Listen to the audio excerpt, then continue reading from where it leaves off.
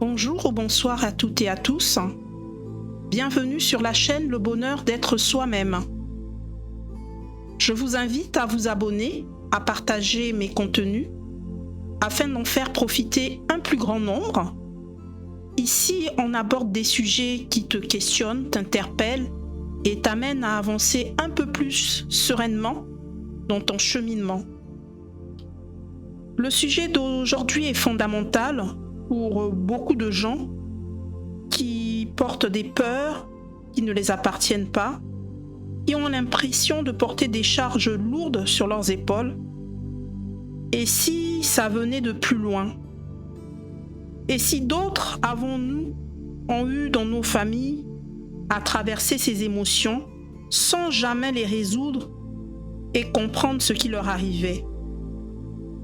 Et si c'était donc cela le karma, cette signature énergétique que nos ancêtres nous ont transmis, à savoir donc leur potentiel, intelligence, artistique, tout ce qui est de positif, mais aussi leur expérience traumatisante non résolue. La mémoire du corps se souvient de tout et ne fait que répéter de génération en génération les mêmes émotions. Penses-tu être un briseur de karma dans ta famille? Si cette question te traverse l'esprit, ça n'est jamais un hasard.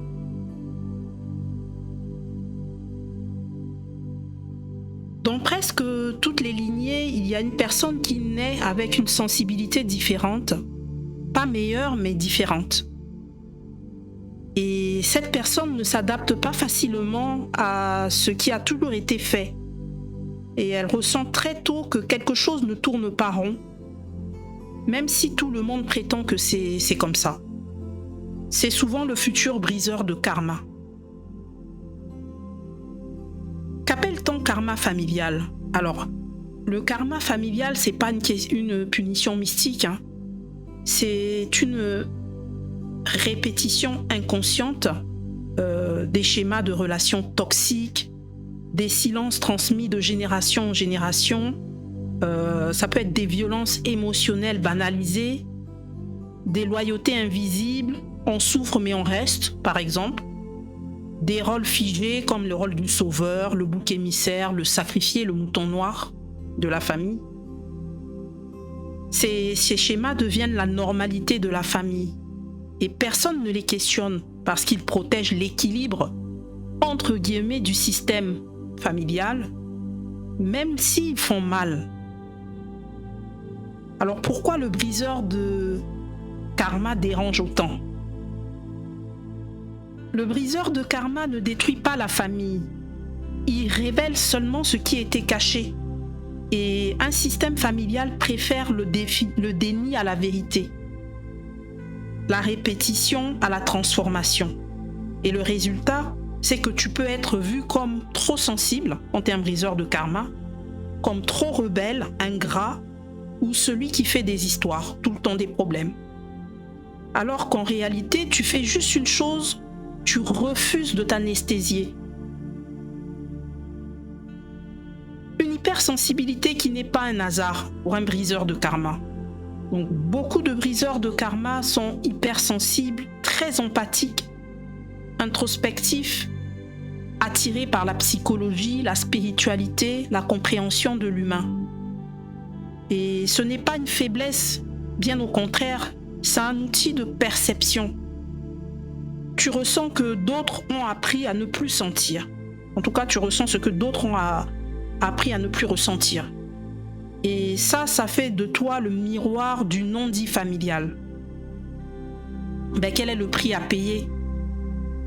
Être le briseur de karma, c'est souvent se sentir seul, même entouré. Tu portes une culpabilité qui ne t'appartient pas. Tu es pris entre l'amour et la lucidité. Il y a un doute de toi parce que personne ne valide ton ressenti et beaucoup passent par des phases de rupture, d'éloignement, parfois même de rejet familial. Ce n'est pas un échec, rassurez-vous, c'est une étape de différenciation. Il est crucial de passer par là pour briser des chaînes. Une chose essentielle à comprendre, tu n'es pas là pour sauver ta famille, ou convaincre tout le monde, ou porter les blessures des autres. Le vrai travail du briseur de karma, c'est se libérer d'abord lui-même, parce qu'il a forcément des failles et des blessures émotionnelles. Il doit rompre intérieurement la loyauté à la souffrance. Il doit choisir des relations plus saines. Quand une personne guérit, tout l'arbre généalogique change, même silencieusement. Ce que tu offres aux générations suivantes après avoir fait tout ce cheminement, même si personne ne te remercie, même si on ne le voit pas, tu offres la possibilité de relations plus conscientes, une parole plus libre, moins de honte, moins de répétition. Les enfants ou les personnes que tu influences n'auront pas apporté ce que toi tu as apporté. Et ça, c'est immense. Comment donc transformer ce rôle en force? Tu dois nommer ce que tu vis. Tu dois mettre des mots. Tu dois poser des limites claires et savoir que aimer n'est pas se sacrifier. T'entourer hors du système familial, tu as besoin de miroirs sains. Honorer ton courage même quand personne ne le fait. Alors tu as bien compris, le briseur de karma a un cheminement qui n'est essentiel.